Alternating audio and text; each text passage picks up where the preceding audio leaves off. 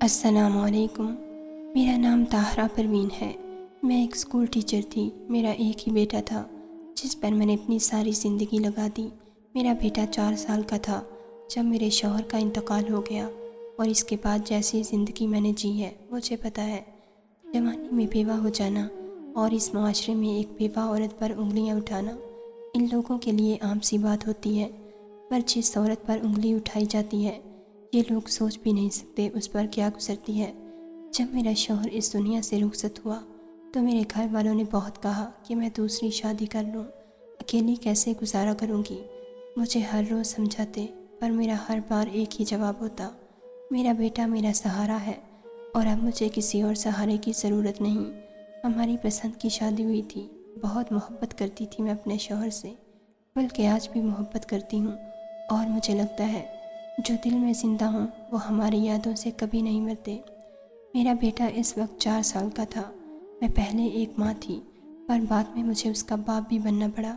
मैंने अपने बेटे की बहुत अच्छी तरबियत की, पर हम अपने बच्चों को कभी अपनी सोच और ख़यालात के मुताबिक नहीं डाल सकते, क्योंकि इस दुनिया में पैदा होने वाला हर इंसान अलग सोच और अलग ख़याल का मालिक होता है।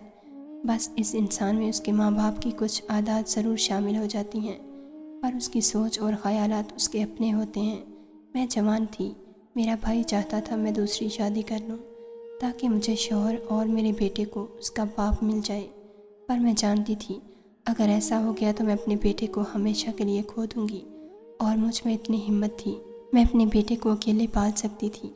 एक माँ की अपनी औलाद में जान बसती है। बच्चा हंसता है तो माँ हंसती है, अगर वो रोता है तो माँ परेशान हो जाती है। अपने बेटे को मैंने अपने सीने से लगा कर पाला था।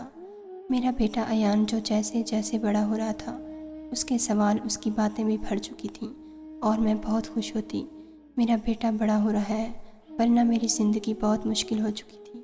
कोई भी मिलता, चाहे वो कुलीग होता या मोहल्लेदार, सभी एक ही बात करते, शादी कर लो, शादी कर लो। और मैं समझा समझा कर थक जाती।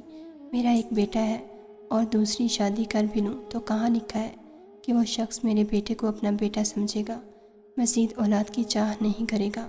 मेरी ज़िंदगी एक हकीकत है, कोई अफसाना या ड्रामा नहीं, जिसमें किसी नावल के हीरो की तरह कोई शख्स आएगा, मेरा हाथ थाम कर कहेगा तुम्हारा बेटा मेरा बेटा है, पर बदले में बस मुझे मोहब्बत देना। लोग पता नहीं क्यों अपने घर में झांकने की बजाय दूसरों की ज़िंदगियों में मुदाखलत करते हैं। हर किसी को मशवरा देना आसान होता है, पर जिसको मशवरा दे रहे हैं वो किस सिचुएशन में होता है इस बात का अंदाज़ा कोई नहीं लगा सकता। और मैं नहीं चाहती थी मैं दूसरी शादी करूं और कल को अपने बेटे की तरफ देखकर ये बात कह सकूं कि मैंने तुम्हारे लिए अपनी पूरी ज़िंदगी लगा दी और वो इस वक्त तल्ख मुस्कुराहट से मुझे कहे वाकई मम्मा। और वो जब बड़ा हुआ उसने फ़ैसला किया वो डॉक्टर बनेगा अपने बाप की तरह, पर वो हार्ट सर्जन बनने की बजाय पागलों का डॉक्टर बनना चाहता था। मुझसे कहता मम्मा, स्कूल से आते वक्त मैंने रास्ते में एक पागल फ़कीर को देखा, लोग उसे गालियाँ दे रहे थे और मैंने फ़ैसला किया मैं बड़ा होकर डॉक्टर बनूंगा और ऐसे लोगों का इलाज करूंगा ताकि वो एक नॉर्मल इंसान की तरह अपनी ज़िंदगी जी सकें। मैं बहुत खुश थी। मेरे बेटे को दूसरों की तकलीफ़ का एहसास है। वक्त गुजरता गया और मेरे बेटे ने मेरे ख्वाब को पूरा किया था। वो अपने पैरों पर खड़ा हो गया था, डॉक्टर बन चुका था और इस दिन मैं बहुत रोई। सोचा अगर इसका बाप जिंदा होता तो आज फ़ख्र से कहता मेरा बेटा मेरी तरह बहुत काबिल है। मैं स्कूल से रिटायर हो चुकी थी। अपने बेटे से कहा अब तुम्हें शादी कर लेनी चाहिए, अगर कोई लड़की पसंद है तो मुझे बता दो। कहने लगा नहीं मामा, मुझे अभी तरक्की करनी है, पैसा कमाना है। आप नहीं जानती मेरा ख्वाब है मैं आपको बड़ा सा घर दूँ, हम इस छोटे से मकान में किसी बड़े घर में रहें, नौकर चाकर गाड़ी सब कुछ मेरे पास हो। मैंने अपने बेटे से कहा इंसान के नसीब में जितना लिखा होता है उसे मिलकर रहता है और इस घर में तुम्हारे बाबा की यादें हैं। ये घर छोटा सही पर मुझे ज़िंदगी जीने का हौसला देता है। पर मेरे बेटे ने कहा मामा मैं आपको एक बेहतरीन ज़िंदगी देना चाहता हूँ। न जाने अचानक से मेरे बेटे को ये सब ख्याल क्यों आने लगे थे, वो क्यों पैसों के पीछे भागने लगा था। मुझे खुशी थी वो तरक्की करे, अपनी ज़िंदगी में आगे बढ़े, पर उसकी बातों में अजीब सी बेचैनी थी और मुझे डर था वो कोई गलत रास्ता ना अपना ले। पर मुझे अपनी तरबियत पर पूरा भरोसा था। मैंने अपने बेटे को हमेशा हलाल और हराम में फ़र्क समझाया था। एक दिन मेरे बेटे ने कहा उसे मेंटल हॉस्पिटल में एक खूबसूरत पागल लड़की से मोहब्बत हो गई है और वो एक डॉक्टर था और मुझे बताए बगैर उसने शादी कर ली। वो रोज़ उसे कमरे में बांध कर जाता और एक इंजेक्शन लगा देता। सारा दिन चीख चीख कर कहती कि मैं पागल नहीं हूँ। कुछ ही वक्त बाद वो हामला हो गई और मुझे बेटे पर शक हो गया। जब बहू का हमल 15 माह का हो गया, मैंने ज़िंदगी में कभी 15 माह का हमल न देखा था। यूँ एक दिन बेटे को बिना बताए बहू को अस्पताल ले गई। मेरे सर पर आसमान टूट पड़ा जब डॉक्टर ने बताया कि बहू पागल नहीं थी बल्कि उसके साथ रोज़ रात को। मैंने डॉक्टर की बात पूरी सुने बगैर बहू को कहा हम घर चलते हैं, पर वो रोने लगी, कहने लगी आंटी प्लीज़ मुझे बचा लें, अगर आप वापस मुझे ले गई तो आपका बेटा मुझे मार देगा। मैंने कहा बहू कैसी बातें करती हो, वो मेरा बेटा है। तो मेरी बहू कहने लगी आंटी ज़रूरी तो नहीं जैसा इंसान घर हो वो बाहर दूसरों के साथ भी वैसा हो। आप अपने बेटे को जो समझती हैं वो वैसा नहीं है, बल्कि वो ऐसी दलदल में फंस चुका है कि वहाँ से चाह कर भी नहीं निकल सकता और इस रास्ते का इंतखाब आपके बेटे ने खुद किया है। मैं अपनी बहू की बातें सुनकर हैरान थी। जब मेरी बहू ने कहा मैं आपकी बहू नहीं हूँ, आपसे झूठ बोला है आपके बेटे ने, उसकी ये बात सुनकर मैं हैरान हुई और उससे कहा बहू तुम वाकई पागल हो। पर वो मुझे देखने लगी। उसकी आंखों में बेबसी थी, चेहरे पर कई सालों की थकन थी। अपनी बहू को आज गौर से देखा तो एहसास हुआ वो कितनी खूबसूरत थी, पर उसकी आंखों के गिर्द हल्के उसके चेहरे का पीलापन, न जाने उसकी माँ कहाँ होगी। और तभी मुझे ख्याल आया। मैंने अपनी बहू से कहा ऐसा करो अपने माँ बाप का एड्रेस दो, मैं अभी तुम्हें वहाँ छोड़ आती हूँ और अपने बेटे से मैं खुद निपट लूँगी। तो वो रोने लगी, मुझसे कहने लगी अगर मेरी माँ जिंदा होती तो क्या आज मैं यहाँ होती। तब मैंने अपनी बहू से पूछा ऐसा क्या हुआ है और तुम पागल तो नहीं हो, फिर तुम्हारे माँ बाप ने तुम्हें पागल खाने क्यों भेजा, और अगर मेरे बेटे की बीवी नहीं हो तो कौन हो तुम। और तब मेरी बहू ने मुझे अपनी कहानी सुनाई, जिसे सुनकर मुझे अपने बेटे पर अफसोस हुआ था। मैं उसे बददुआ भी नहीं दे सकती थी और उसे माफ़ भी नहीं कर सकती थी। मेरी बहू ने बताया वो दूसरे शहर की रहने वाली है, हम 2 बहन भाई हैं, पर अपने ख़ानदान वालों की साजिशों का शिकार हो गए। मेरे पापा कॉलेज के दिनों से अपनी क्लास वालों को पसंद करते थे और जब पापा ने अपने घर रिश्ते की बात की तो मेरे दादा अब्बू ने कहा ऐसा मर कर भी नहीं हो सकता, वो कभी एक गैर ख़ानदान की लड़की को अपने घर की बहू नहीं बना सकते।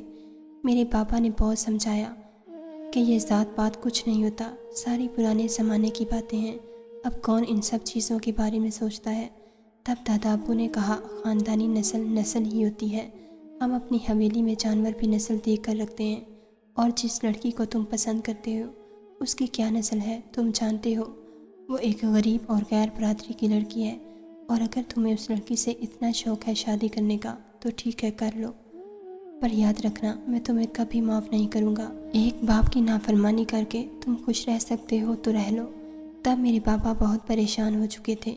एक तरफ उनके अपने माँ बाप थे और दूसरी तरफ वो लड़की यानी मेरी माँ थी जिसको पापा पसंद करते थे, जिससे वादा किया था वो उससे शादी करेंगे। और पापा के लिए मेरी माँ हर रिश्ते को ठुकराती रही। मामा बताया करती थी मैंने तुम्हारे पापा से कहा है मैं उसके साथ कहीं भी गुजारा कर लूँगी, बस वो मेरे साथ रहे, मुझसे वफ़ादार रहे। एक औरत को सवाए अपने शौहर की वफ़ादारी और इज़्ज़त के अलावा कुछ नहीं चाहिए होता, पर तब मेरे माँ बाप का मिलना नसीब में नहीं था। बाबा ने दादा अब्बू से कहा बाबा साईं आप समझते क्यों नहीं हैं, मैं आपका लाडला बेटा हूँ, आपने कभी मेरी बात को रद्द नहीं किया, और नस्ल मर्द की देखी जाती है औरत की नहीं। कल को मेरी औलाद होगी वो अपने बाप के नाम से पहचानी जाती है, और मैं उस लड़की से वादा किया है अगर आज मैं उसका साथ ना दिया तो वो गहरी दलदल में धंस जाएगी। वो बिना माँ बाप के पली है, उसका बड़ा भाई और भाभी उसको बात बात पर जलील करेंगे। वो मेरे वादे के सहारे बैठी है, अगर आज मैं ना गया उसके घर रिश्ता लेकर, आप सोच भी नहीं सकते मैं क्या कुछ खो बैठूँगा। और जब आपका बेटा ही ना रहा तो आप क्या करेंगे। आज मैं आपका घर छोड़कर जा रहा हूँ और कभी वापस नहीं आऊँगा। तब ताया जान ने दादा अब्बू के कान में न जाने क्या कहा। दादा अब्बू नर्म पड़ गए। मेरे पापा 2 भाई थे, पर दादा जान की मेरे पापा में यानी अपने बेटे में जान बसती थी। और इस दिन दादा अब्बू रिश्ता लेकर चले गए। सब बहुत खुश थे, रिश्ता तय हो गया। और कुछ दिनों बाद पता चला मेरे पापा जिस लड़की से शादी करने वाले थे वो और उसका भाई अपनी फैमिली के साथ कहीं चले गए हैं। क्यों गए और कहाँ गए? पापा ने सारा शहर छान मारा था और शादी में कुछ दिन बाकी थे। दादा अब्बू ने कहा, बरखुरदार, ये पसंद थी तुम्हारी। शादी से चंद दिन पहले वो बहन भाई कीमती जेवर और पैसा लेकर भाग गए। तुमने हमें सारे ख़ानदान के सामने शर्मिंदा करवा दिया। अब अगर मुकर्ररा तारीख पर शादी ना हुई तो मैं किसी को मुंह दिखाने के लायक नहीं रहूँगा। तब मेरे ताया जान ने कहा, पापा साईं फ़िक्र क्यों करते हो, हारिस की शादी होकर रहेगी, वो भी चाचा जान की छोटी बेटी रानिया से। और तब पापा ने कहा, मैं ये शादी हरगिज़ नहीं कर सकता। पर जब दादा जान ने 2 आंसू दिखाए तो पापा नरम पड़ गए और जहाँ दादा वो चाहते थे पापा की शादी वहीं उनके चचा के घर हो गई। और उनकी बीवी आते वक्त अपने साथ आधी जायदाद लाई थी और हमारे ख़ानदान में ज़मीन जायदाद की वजह से बेटी घर पर बूढ़ी तो हो जाती है पर किसी गैर बरादरी में उसकी शादी नहीं की जाती। और रानिया जो मेरे पापा की पहली बीवी थी वो पापा से काफ़ी बड़ी थी और इन दोनों को बहुत वक्त लगा था एक दूसरे को समझने में। उनकी कोई मोहब्बत की शादी नहीं थी। और दादा वो कहते, लड़की बेटी है तो क्या हुआ, हमारे नबी ने पहली शादी एक बड़ी उम्र की खातून से की थी और हम इंसानों की क्या औकात है। और मेरे पापा ने कहा, पापा हमारे नबी ने तो और भी बहुत कुछ बताया है और शादी में दोनों तरफ की रजामंदी होना ज़रूरी है। पर दादाबू ने नाक से मक्खी उड़ाई थी। मेरे बाबा की शादी हो गई थी पर बदकिस्मती से औलाद पैदा ना हो सकी। और मेरे ताया वो मेरे बाबा से कहने लगे, परेशान क्यों होते हो, मेरे बच्चे भी तो तुम्हारे सगे भतीजे हैं, तुम एक बेटा गोद ले लो। और पापा मान गए। पर तब बाबा की बीवी नहीं मानी और उन्होंने बाबा से कह दिया, आप दूसरी शादी कर लें। और इस बात ने हवेली में एक तमाशा खड़ा कर दिया। दादा अब्बू ने कहा, मुझे कोई एतराज़ नहीं, पर ताया जान ने बहुत मुखालफत की जिसकी कोई ठोस वजह किसी के सामने नहीं आई। पापा की पहली शादी को 5 साल गुजर गए थे जब एक दिन दूसरे शहर काम से गए तो वहाँ अपनी मोहब्बत को देख लिया। तब पापा नहीं जानते थे सच्चाई क्या है और मम्मा को बहुत बातें सुनाई। पर जब पता चला पापा के साथ धोखा हुआ है, दादा अब्बू ने और ताया जान ने मिलकर खेल खेला था। शादी से कुछ दिन पहले मम्मा और उनके भाई को गायब करवा दिया था। और क्या, अगर वो ज़िंदा रहना चाहते हैं तो ये शहर छोड़ दें, वरना उनकी लाशें भी किसी को नहीं मिलेंगी। और उन पर छोटा इल्ज़ाम लगाया था कि वो कीमती जेवर और पैसे लेकर भाग गए हैं। और शहर छोड़ने के बाद मम्मा एक स्कूल में पढ़ा रही थी और पापा से इत्तेफाकन टकराव हुआ था। और जब बाबा को सारी सच्चाई पता चली तो उसी दिन पापा ने मेरी माँ से निकाह कर लिया और उनको लेकर हवेली आ गए जहाँ सब ने बुरा भला कहा। पर दादा अब्बू ने कहा कि इनको ये घर छोड़ना होगा और पापा ने वो घर छोड़ दिया और अपनी दूसरी बीवी को लेकर घर आ गए। पर कुछ साल बाद जब मेरा बड़ा भाई पैदा हुआ तो दादा अब्बू के दिल में रहम आ गया और उनको वापस हवेली में जगह दे दी। मेरा भाई 12 दिन का था जब मेरी सगी माँ ने उसको अपनी सौतन, जो पापा की पहली बीवी थी, उसकी गोद में मेरे भाई को डाल दिया। और पापा की पहली बीवी ने दिल से हर इख्तलाफ को मिटा दिया और वो मम्मा के गले लगकर बहुत रोई। और इस दिन के बाद हवेली में रौनकें आ गई थी। दादा अब्बू ने मेरी माँ से माफ़ी मांगी और देखते ही देखते फिर मैं पैदा हुई थी। सब बहुत खुश थे। मेरा बड़ा भाई 5 साल का था और उसे नहीं पता था उसकी सगी माँ कौन है। उसे बस यही लगता वो पापा की पहली माँ से है और उसको कभी किसी ने सच्चाई नहीं बताई। हम दोनों स्कूल जाने लगे थे जब मम्मा फिर से उम्मीद से थी। इन्हीं दिनों वो पापा के साथ दूसरे शहर चली गई किसी काम के सिलसिले में। पर इस दिन इन दोनों में से कोई भी घर वापस ना आया। दादा अब्बू को फ़ोन आया था, उनका बेटा और बहू मौका पर जाँ भाग हो चुके हैं। और कुछ घंटों बाद पापा और मम्मा की लाशें घर आई थीं। ऐसा लग रहा था जैसे एक क़यामत आ गई हो घर में। और मेरा भाई मुझसे कहने लगा, तुम्हारी माँ की वजह से मेरा बाप मर गया। भाई के पास सब कुछ था, सब उससे प्यार करते थे, पर मैं अकेली रह गई थी। हवेली में सबको भाई से प्यार था। दादा अब्बू ज़्यादा दिन जिंदा ना रह सके। बेटे की जुदाई में वो निढाल हो चुके थे और एक दिन ऐसा सोए कि वह दोबारा ना उठ सके। और मेरा भाई वो बाबा के जाने का मुझे ज़िम्मेदार ठहराता। बड़ी माँ कहती, मैंने तुम्हारी तरबियत ऐसी नहीं की जो तुम अपनी छोटी बहन से ऐसा बर्ताव करते हो। पर वो बड़ी माँ से भी बदतमीज़ी कर जाता।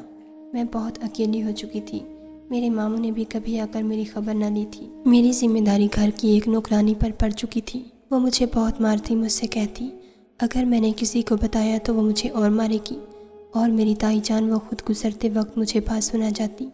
उन्होंने एक बार भी नहीं सोचा उनकी अपनी भी 2 बेटियां हैं और मैं तो सबसे छोटी थी। मेरे दिल पर क्या गुजरती होगी। पर वो कहती तुम यहाँ से भाग जाओ, अगर यहाँ रही तो तुम्हें ये लोग किसी कमरे में बंद कर देंगे और तुम वहीं मर जाओगी। मैं बहुत डर चुकी थी। मुझे लगता ताई जो कुछ कहती हैं वो सच होगा, क्योंकि नौकरानी भी ऐसी बातें करती थी। एक दिन मैं बाहर बैठी थी जब ताई जान की बेटी एक खिलौने पर मुझसे लड़ने लगी। वो गुड़िया मेरी थी, मुझे मेरे पापा ने ला कर दी थी और वो छीन रही थी।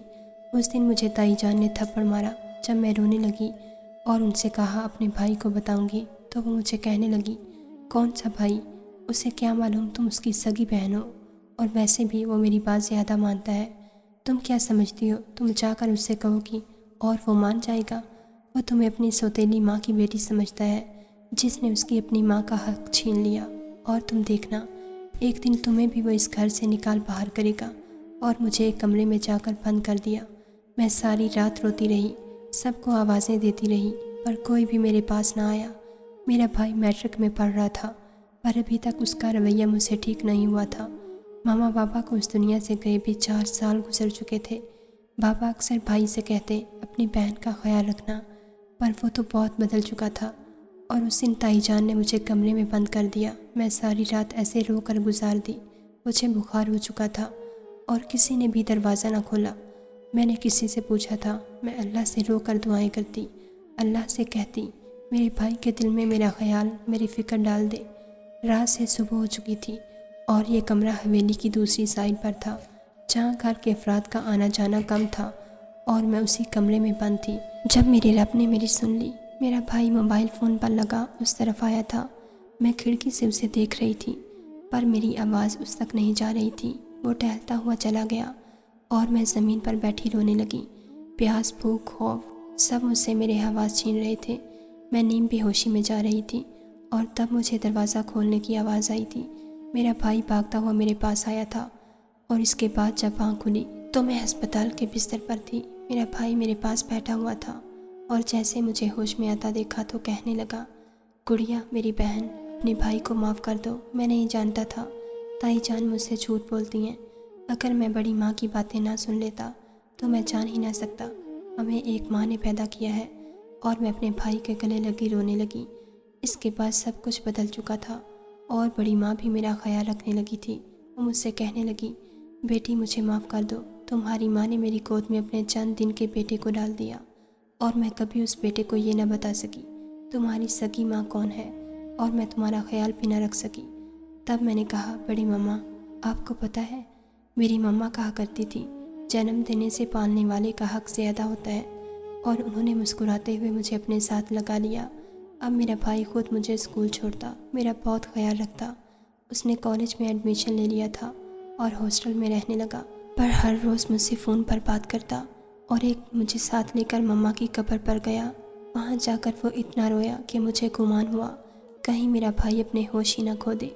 मैंने भाई से कहा, भाई मत इतना रोएं, मम्मा की रूह को तकलीफ़ हो रही होगी। तो मुझसे कहने लगा, मम्मा को बताना चाहिए था, मैं उनका बेटा हूँ। उन्होंने तो कुर्बानी दे दी अपनी ममता की, और मुझे देखो, मुझे कभी अपनी सगी माँ का पता न चल सका। वो जब जब मुझे पुकारती मैं बदतमीज़ी करता।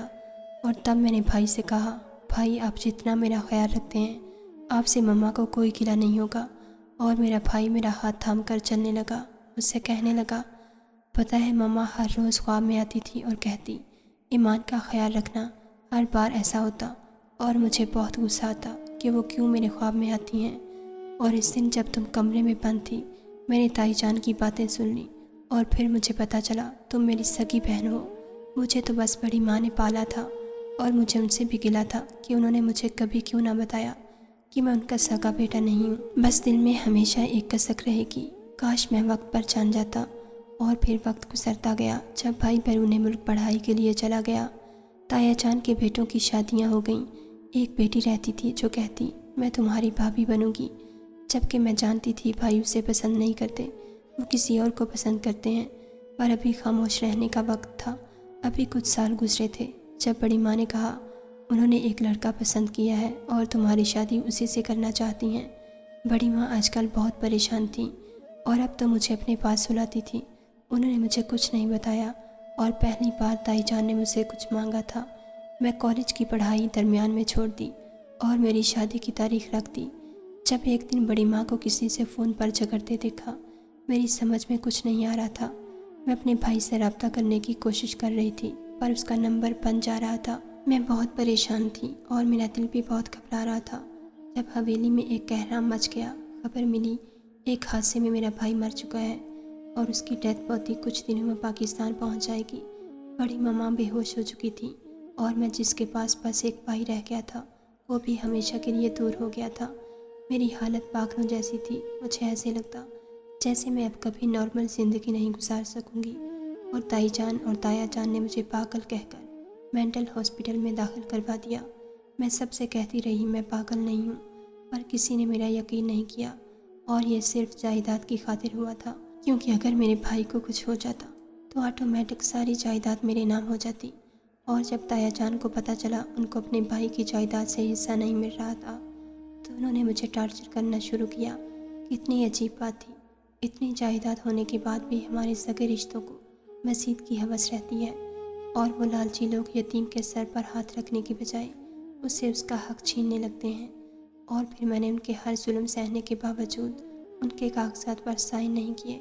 उन्होंने मुझे पागल करार दे दिया और अदालत ने कहा अगर मैं मर जाती हूँ तो सब कुछ उनको मिल सकता है, अभी मेरा इलाज किया जाए। और उनको लगा अगर मैं अस्पताल से भाग निकली या कभी अदालत जाकर केस कर दिया तो उनके हाथ कुछ नहीं आएगा। इसलिए आपका बेटा मेरे ताया से मिल गया और ताया जान ने कहने पर हर रोज़ मुझे इंजेक्शन लगाने लगा, जिससे मेरा पेट फूलता गया और मुझे कैंसर हो गया। सबके सामने बताना चाहता था, अप्रूव करना चाहता था मुझे कैंसर था और वो लड़की मर गई, इसलिए मुझे सबसे छुपाकर यहाँ ले आया। उसने लाखों रुपए लिए हैं इस काम के। मेरा किसी से कोई ताल्लुक़ नहीं और वो लड़की जिसको अपनी बहू समझती थी वो तो एक मासूम और बेगुनाह लड़की थी और मेरा बेटा वो इन जालिमों के साथ शरीक था। मैंने फ़ैसला कर लिया था मुझे क्या करना है। मैंने पुलिस स्टेशन जाकर अपने बेटे और उस मासूम लड़की के ख़ानदान वालों के ख़िलाफ़ रिपोर्ट दर्ज करवा दी और उसे लेकर घर आ गई। मैंने उस लड़की से कहा आज से तुम मेरी बेटी हो।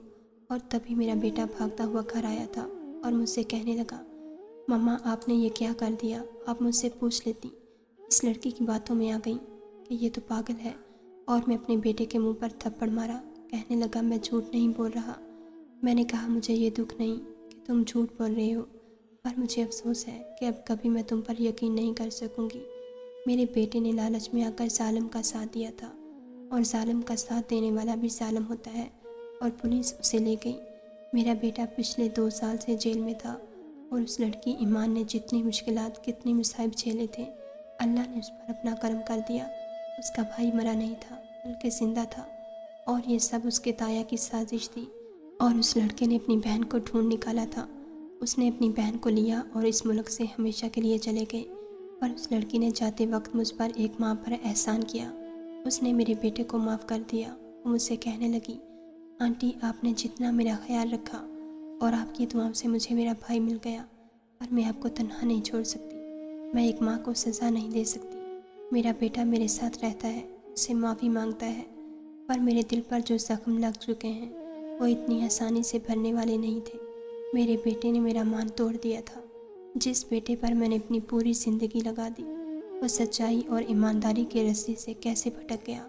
और मुझे लगता है अगर मैंने उसे इतनी जल्दी माफ़ कर दिया तो वो कभी सुधर नहीं सकता। और वो लोग जो किसी की तरबियत पर बात करते हैं, कभी कोई माँ चाहती है कि कोई उसकी तरबियत पर उंगली उठाए, या उस माँ ने अपनी औलाद की तरबियत अच्छी नहीं की। एक माँ अपना सब कुछ कुर्बान करके अपनी औलाद की तरबियत करती है, पर वो औलाद खुद अपने ख्यालात और सोचों को जन्म देती है। औलाद की शक्ल सूरत या कोई आदत तो माँ बाप पर जा सकती है, पर माँ बाप कभी अपनी औलाद को अपने ख्यालात और सोचें नहीं दे सकते। नाज़रीन, अगर आपको हमारी वीडियो पसंद आई है तो लाइक ज़रूर कीजिए और ऐसी मज़ीद वीडियोस देखने के लिए हमारे चैनल को सब्सक्राइब कर लीजिए।